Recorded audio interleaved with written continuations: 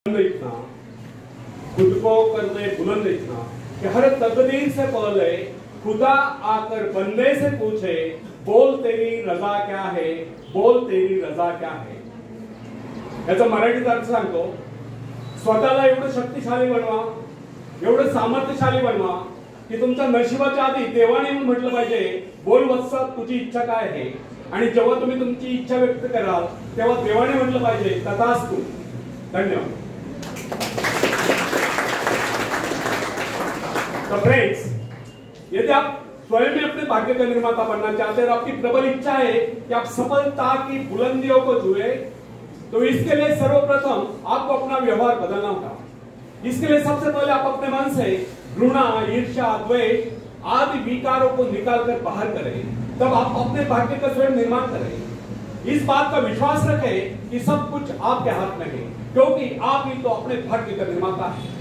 Friends, मनुष्य एक ऐसा प्राणी है जिसे प्रकृति ने, निसर्ग ने सब कुछ दे रखा है। इतना ही प्राकृतिक गुणों के अतिरिक्त यदि किसी प्राणी में कुशलता है तो अपने कौशल से दूसरों के गुणों को अपनाकर और भी अधिक गुण संपन्न हो सकता है। उदाहरण के लिए, हम मछली के भांति जल के क्यों नहीं, लेकिन हमारे मन में उसके भांति तैरने की इच्छा जागृत हुई तो हमने तैरना सीख लिया।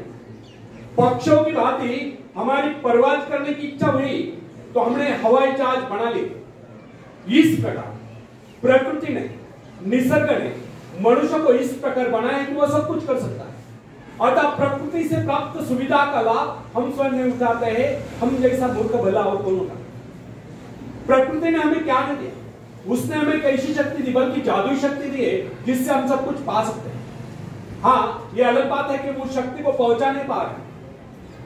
अरस्तु ने एक बार चौराहे पर खड़े होकर चिल्ला कर कहा था, इस दुनिया में सब कुछ है, जो चाहो सो पाओ, पर पहले अपने को उस योग्य बनाओ। अरस्तु ने कहा है, इस दुनिया में सब कुछ है, जो कर्महीन है वह कुछ नहीं पाता। एक सत्य है, एक उक्ति भी है, कर्महीन नर पावत नहीं। आपको क्या चाहिए इस पर विचार करिए, फिर गंभीरता पूर्वक उसके लिए योजना बनाइए। योजना बनाकर उस पर अमल करें, बराबर प्रयत्नशील रहे। एक दिन आप अपनी इच्छा पूर्ति करके रहोगे, एक दिन आपको सफलता अवश्य मिलेगी।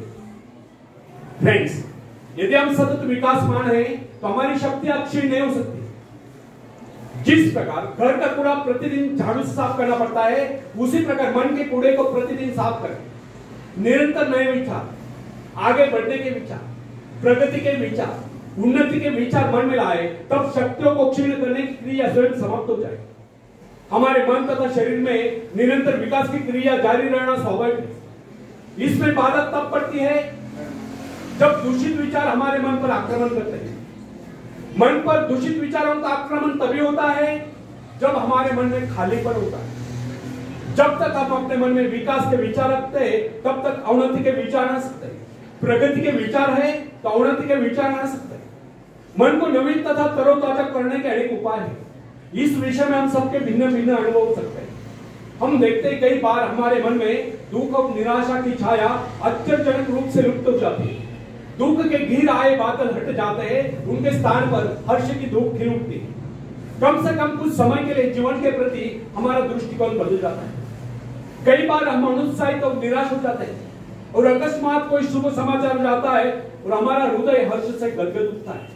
अथवा कोई सहृदय व्यक्ति आ जाता है और वो हमारी मनस्थिति में पूर्णतया परिवर्तन ला देता है। या कोई परम प्रिय मित्र आकर सारा वातावरण ही बदल जाता है। अथवा अचानक किसी सुंदर स्थान अथवा देश की यात्रा करने का अवसर प्राप्त हो, क्या करता है, उसके प्राकृतिक सौंदर्य कले हमारे हृदय को शीतल कर देता है। किसी भी ऐसे स्थान की यात्रा करनी पड़ती है जिसकी हमारे मन में सदा से इच्छा रहे, और वहां से सौंदर्य के कारण हमारे विचारों में परिवर्तन आ जाता है और हम प्रसन्नता से विभोर हो जाते हैं। फ्रेंड्स, कुछ लोगों का यह विचार है कि मन बाहरी प्रभाव को ग्रहण करने में असमर्थ है, उसकी स्थिति में विशेष परिवर्तन नहीं किया जा सकता। उसके हर्ष विषाद की सीमाओं का निर्धारण भाग्य द्वारा होता है और हम केवल इतना ही कर सकते कि इससे विचारों का अंश देकर चकमा दें। परंतु यह धारणा गलत है। हमारे पास ऐसे असंख्य उदाहरण हैं जिनमें व्यक्तियों की मनोवृत्ति में आमूल परिवर्तन होता देखा गया, उनके मस्तिष्क में क्रांति होती देखी गई। बहुत से लोग जो जन्म से दुर्बल थे वे व्यायाम द्वारा सबल होते देखे गए। अकर्मण्य कर्मठ होते देखे गए। ऐसे अनेक उदाहरण हमारे सम्मुख है जिनमें व्यक्ति मानसिक शक्तियों से रहित थे, किंतु प्रयत्न द्वारा उनमें भारी परिवर्तन आ गया, उनका दुर्बल व्यक्तित्व प्रबल व्यक्तित्व में परिणत हुआ। साहस का उदाहरण लीजिए। बहुत से सफल व्यक्ति पहले इस गुण से रहित थे। खतरा था कि उनका समस्त भविष्य अंधकार में था, परंतु माता पिता या गुरु की शिक्षा का उन पर ऐसा प्रभाव पड़ा, उनके जीवन की धाराएं बदल गई। इससे यह सिद्ध होता है कि मनुष्य उपदेश प्राप्त करके या शिक्षा प्राप्त करके या अभ्यास से विचारों में क्रांति ला सकता है। साहस पर मनुष्य का जन्म सिद्ध अधिकार है। साहस के भाव परिपक्व होने पर वही व्यक्ति जो पहले कायर समझा जाता था, शौर्य पराक्रम के कारनामे कर लोगों को चकित कर देता है। जब हम भय, संदेह, निराशा से ग्रस्त स्थिति में होते हैं, तब हम सही निर्णय नहीं कर पाते। उचित एवं ठोस निर्णय केवल उसी समय किया जा सकता है जब मस्तिष्क सही स्थिति में। निराशा, क्रोध, भय, ईर्ष्या, द्वेष आदि के बादलों से गिरकर अंधकार में न हो।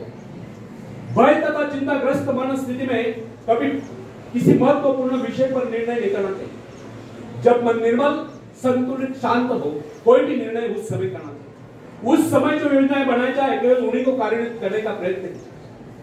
भय, क्रोध आदि के आवेश पर मानसिक शक्तियां बिखर जाती है। उस समय मन एकाग्र न रहने के कारण निर्णय गलत होते हैं। यदि मनुष्य सही शिक्षण प्राप्त करे या मन को अभ्यास कराए तो निराशा, क्रोध, ईर्ष्या, द्वेष आदि विचारों को कुछ क्षणों में अपने मन से निकालकर बाहर कर सकता है तथा प्रसन्नता का अनुभव कर सकता है। प्रसन्नता, आशा, आकांक्षा, उत्साह इन भावनाओं के आते ही मन का अंधकार दूर हो जाता है। अतः व्यक्ति को चाहिए कि इन रचनात्मक विचारों को हर समय अपने मन में रखे। सभ्यता की प्रत्येक नई आवश्यकता मानव मस्तिष्क को नई चुनौती देती है, और जिस प्रकार जानवरों तथा मनुष्य के शरीरों में जलवायु तथा वंश रक्षा के उद्देश्य से समय की आवश्यकता के अनुरूप लगातार सुधार होता चला गया है, उसी प्रकार आज के परिवर्तित आवश्यकता वाले संसार की मांग के अनुरूप मनुष्य को भी अपने मस्तिष्क को सुधार कर मुकाबले के लिए तैयार करना। मस्तिष्क पर जिन विषयों पर सोचने का भार आ पड़ता है, उसी का अनुरूप अपने में परिवर्तन कर लेता है। वह नई कोशिकाओं का विकास कर लेता है, दुर्बल कोशिकाओं की मरम्मत कर लेता है तथा उन्हें मुकाबले के लिए तैयार कर लेता है। फ्रेंड्स, बड़े शहर की हलचल और शोरगुल में काम करने वाले व्यक्ति का मस्तिष्क विविध रूपों में विकसित होगा। वह शीघ्र सोचेगा, तेजी से गति करेगा, संश्लिष्ट विविध कार्यों में द्रुत गति से चेष्टा करेगा।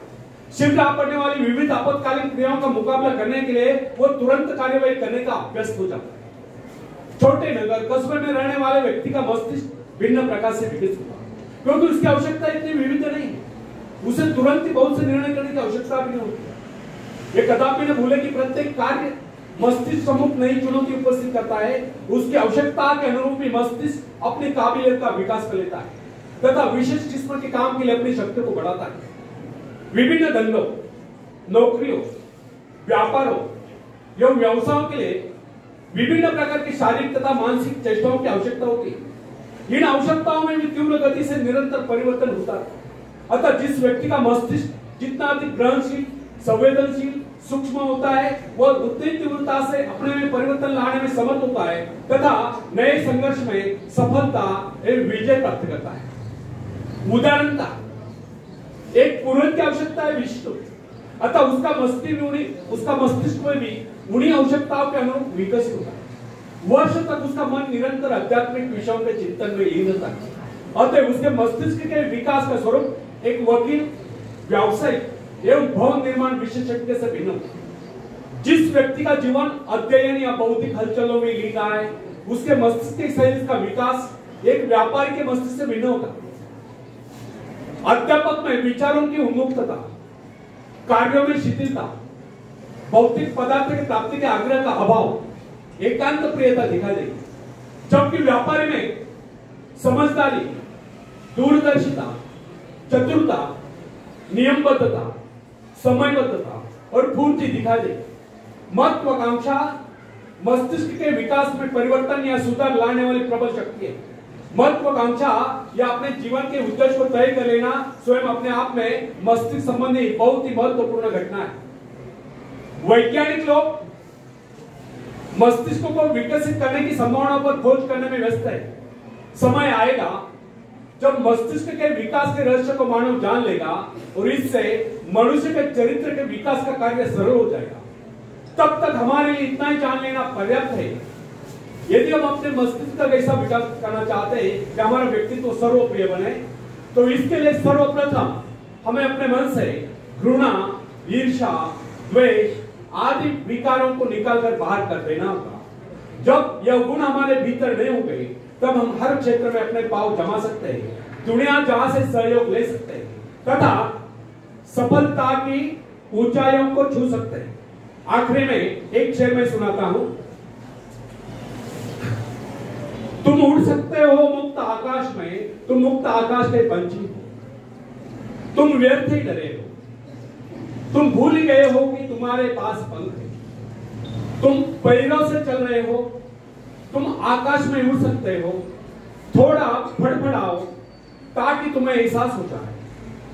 ध्यान सिर्फ भरोसा पैदा करने के लिए है, तुमने कुछ खोया नहीं, तुम सिर्फ भूले हो कि अपने पास पंख है, अपने पास पंख है। धन्यवाद।